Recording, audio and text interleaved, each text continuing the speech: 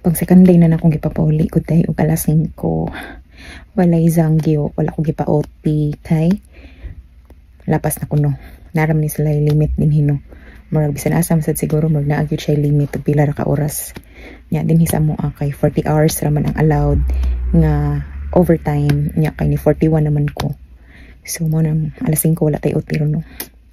Imbis nalipay ko nga maka-timing jud ko kada duty na ko nga makasaw jud ko OT.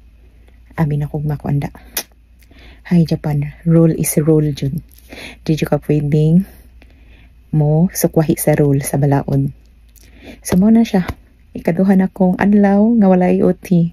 Sayang kayo ba kay magpasko na. Naimot ko kay gahapon siya nagsugod no. Nga gipapauli og sayo. Pati pa na kong hangyoin ko. Sige na sensei, sige na syuning. Kanang gingki pa man ko. Pati ginakong hangyo. Siya dili lagi kay 41 na imuhang OT. Ay. Ako dyan nalihian kahapon. Ang usa sayo to, ang usa ipapauli alas 10 pa lang sa buntag, alas 8 sumisod.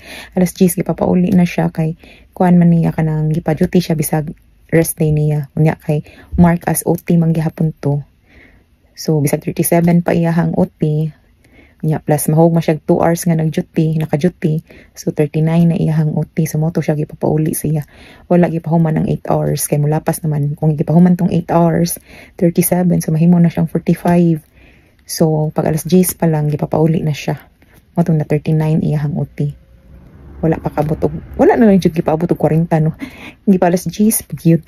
Sa bagay kay maniud to naman sa dinig alas 11. So mao na siya.